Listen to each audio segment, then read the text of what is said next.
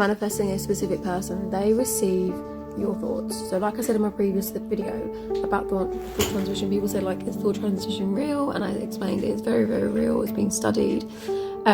So when you are manifesting your specific person, what happens is they receive what you subconsciously believe to be true, your dominant beliefs and assumptions, okay?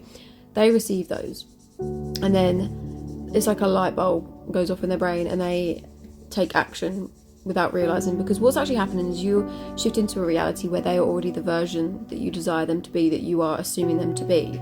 So if you've got an assumption that your SP treats you like shit and is cold and always ignores you, and that's your dominant belief, and that's what you keep focusing on, then that's what they're going to behave like, because they're receiving those thoughts to behave that way. You'll shift into that reality where they are that version of them that is already behaving that way. If you change your beliefs and assumptions about your specific person, regardless of how they're behaving, and just decide that they are loving and they're kind and they're caring, and you're someone that is a priority and adored and cherished, and you make that your new dominant belief and assumption by thinking it repeatedly, because we know repetition builds new neural pathways in the brain.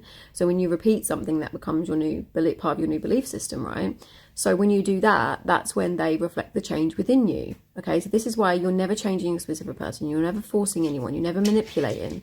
This is where a lot of people are like, oh my God, this is so morally wrong. And it's like, no, that's not what you're doing. You're shifting to a reality where they're already that version. When you understand states of consciousness and that there's infinite versions of everyone, then it'll make more sense.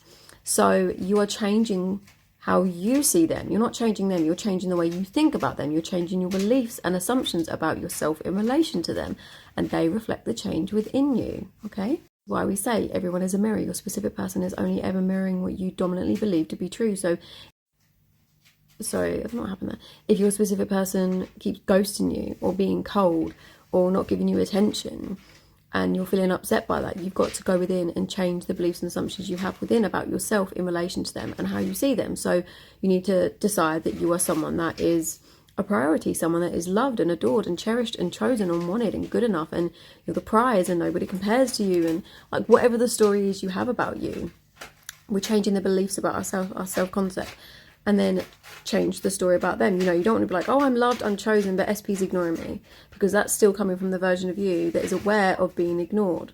The state of consciousness where you're like, I'm not a priority, I'm not someone that's chosen. Okay, so we need to change that story. Person a specific person is very easy. People just make it seem like it's hard, but it's not. If you want to dive deeper into this, you can book one-on-one coaching session with me. The link is in my bio. You might have to click it twice because sometimes it doesn't work, or just type it into your browser.